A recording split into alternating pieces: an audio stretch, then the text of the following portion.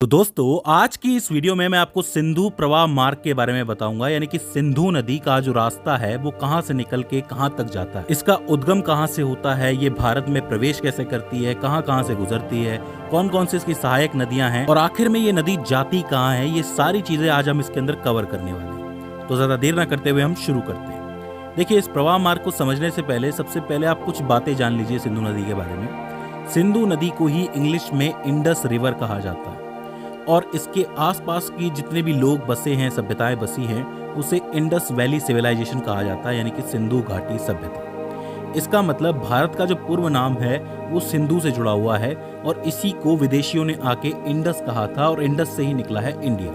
तो कहीं ना कहीं ये नदी हमारी पहचान से जुड़ी हुई है, तो यहीं पे इसका महत्व बढ़ जाता है। बात करें इसकी लंबाई की तो इसकी कुल लंबाई 2880 किलोमीटर है, लेकिन भारत की भूमि पर यह सिर्फ 1114 किलोमीटर तक ही बहती है। मतलब इसका 1114 किलोमीटर का एरिया है जो भारत की भूमि पर बहता है, बाकी वैसे इसकी लंबाई 2880 किलोमीटर है। अब ये इतनी लंबी नदी है, इसीलिए ये दुनिया की सबसे बड़ी नदी घाटियों में से एक मानी जाती है। मैं आपको बता दूं कि सिंधु नदी का जो कुल क्षेत्र है वो 11,65,000 वर्ग किलोमीटर के अंदर फैला हुआ है, तो ये बहुत बड़ी घाटी है। ठीक है, अब हम नक्शे से समझने की कोशिश करते हैं कि इसका उद्गम स्थल क्या है। तो देखो, ये नक्शा आपके सामने है। इस नक्शे में आपको लद्दाख नजर आएगा, जम्मू कश्मीर नजर आएगा, अक्साई चीन नजर आएगा, पाकिस्तान ऑक्यूपाइड कश्मीर जिसको पीओके आप कहते हो वो नजर आएगा, बाकी का पाकिस्तान नजर आएगा और इधर साइड में तिब्बत नजर आएगा। तिब्बत आज की तारीख में चाइना का भाग है। इस तिब्बत के अंदर ही एक पर्वत है कैलाश मानसरोवर और उसी के पास एक झील है जिसको कहते हैं मानसरोवर झील। इस मानसरोवर झील के पास कुछ एक पहाड़ियां हैं। उन पहाड़ियों में से एक जलधारा बाहर निकलती है जिसका नाम है सिनका बाब जलधारा। इस चीज का नाम आप याद रखना, सिनका बाब जलधारा। और इसी जलधारा से सिंधु की शुरुआत होती है। मतलब इन्हीं पहाड़ियों से सिंधु बहना शुरू करती है, तो वो मानसरोवर लेक को पार करती हुई आगे बढ़ती है। तो सिंधु नदी का जो उद्गम स्थल है वो कौन सा हो जाता है? सिनका बाब जलधारा कैलाश मानसरोवर के पास या फिर मानसरोवर झील के पास।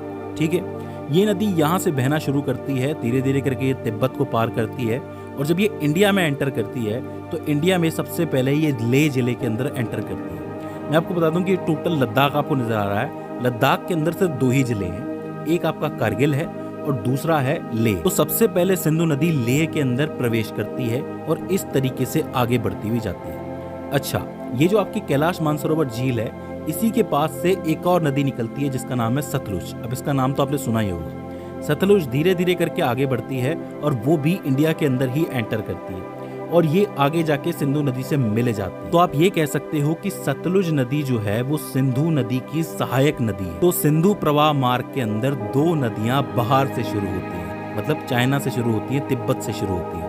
एक तो खुद सिंधु नदी और दूसरी सतलज नदी। इस सिंधु नदी के ऊपरी भाग में लेह होता है और दक्षिणी भाग के अंदर करगिल होता है। कभी कभी पूछ लिया जाता है कि कौन सा शहर है जो सिंधु के रास्ते में आता है, तो आप लेह कह सकते हो और करगिल कह सकते हो। अब यहाँ 4 ऐसी नदियां हैं जो भारत से निकलती हैं और सिंधु नदी में जाके मिलती हैं। अब हम उसका एक एक करके क्रम देखते हैं। सबसे पहले आती है झेलम नदी। झेलम नदी जो है वो जम्मू कश्मीर से निकलती है।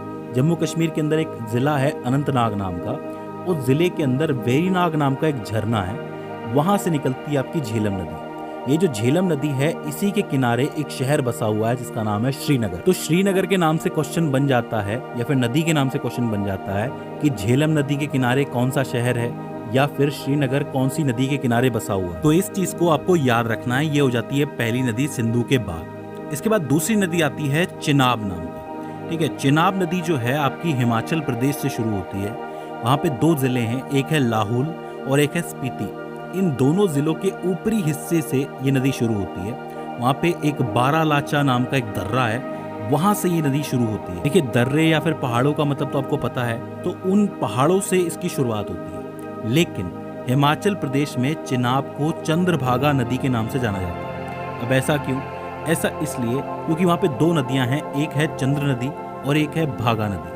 ये दोनों आपस में आके मिलती हैं बारालाचा पर और वहाँ इन दोनों के मिलने से चिनाब नदी शुरू हो जाती है। तो वहाँ पे उसे चंद्रभागा कहा जाता है, भाई मिली हुई नदी है, और यहाँ पे इसे चिनाब कहा जाता है। तो आपको चिनाब याद रखना। ठीक है, हिमाचल प्रदेश, लाहौल और स्पीति जिला। इसके बाद तीसरी नदी होती है रावी नदी। रावी नदी भी हिमाचल प्रदेश से निकलती है, वो कांगड़ा जिले से निकलती है, जहाँ पे रोहतांग दर्रा है। जैसे ऊपर बारालाचा दर्रा था, वैसे यहाँ पे रोहतांग दर्रा है और यहाँ से निकलती है आपकी रावी नदी। इस नदी से एक सवाल और बनता है कि रावी नदी के किनारे कौन सा शहर बसा हुआ है, तो आप लिखेंगे लाहौर शहर। लाहौर शहर फिलहाल पाकिस्तानी पंजाब के अंदर है, तो आपसे पूछ लिया जाता है ये चीज। ये हो जाती है आपकी तीसरी सहायक नदी। इसके बाद आती है आपकी व्यास नदी, जो कि निकलती है हिमाचल प्रदेश से। वो भी निकलती है आपके रोहतांग दर्रे से ही निकलती है। लेकिन व्यास नदी की खास बात यह है कि ये आगे जाके सतलज के अंदर मिल जाती है, और जहाँ पे ये सतलज से मिलती है उसको हरिके क्षेत्र के नाम से जाना जाता है,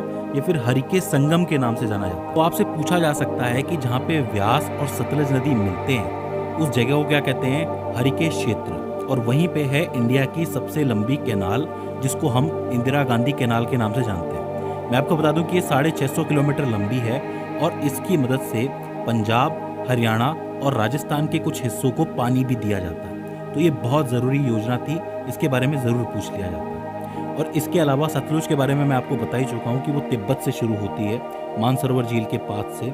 लेकिन एक इम्पॉर्टेंट चीज़ ये है कि सतलुज के ऊपर एक डैम बना हुआ है, एक बांध बना हुआ है, जिसका नाम है भाखड़ा नागल डैम।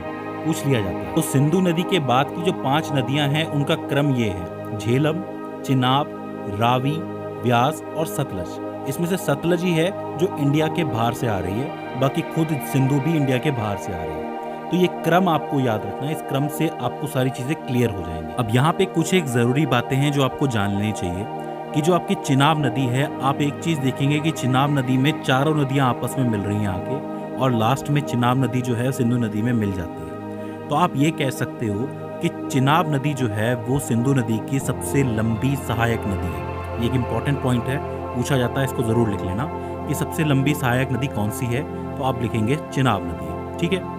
और टोटल मिलाकर के ये जो सिंधु नदी है जाकर के अरब सागर में गिरती है। तो इसका उद्गम तिब्बत में होता है, और ये खत्म कहाँ जाके होती है? अरब सागर में होती है, वहाँ चली जाती है। कुल मिला के ये 3 देशों से होके गुजरती है, सबसे पहले चीन, उसके बाद भारत और फिर पाकिस्तान। इसके अलावा 1960 में सिंधु जल समझौता भी हुआ था, जो कि सिंधु और बाकी बची 5 नदियों के पानी के लिए था, जो इंडिया और पाकिस्तान के बीच हुआ था कि इन 6 नदी के पानी का किस तरीके से इस्तेमाल करना है। तो इसमें जवाहरलाल नेहरू और अयूब खान दोनों शामिल थे और उन्होंने दस्तखत किए थे। इसके मुताबिक जो 3 नदियां ऊपर की हैं, सिंधु, झेलम और चिनाब, उनका 80% तक पानी जो है पाकिस्तान के पास जाएगा, और जो बाकी 3 नदियां हैं, रावी, व्यास और सतलज, उसका 80% पानी जो है वो भारत के पास आएगा। तो दोस्तों ये हो जाता है सिंधु प्रवाह मार्ग। आई होप आपको समझ में आया होगा, कि आपको सारी जगह भी समझ में आई होंगी, और किस तरीके से कौन सी नदी कहाँ निकल के कहाँ जा रही है, ये बात भी आपको समझ में आई होगी। अगर इसके बाद भी इसके अंदर आपको कोई क्वेरी आती है, कोई दिक्कत आती है, तो आप हमें कमेंट सेक्शन में बता सकते हैं। तो दोस्तों आज की इस वीडियो के अंदर बस इतना ही। See you in the next one.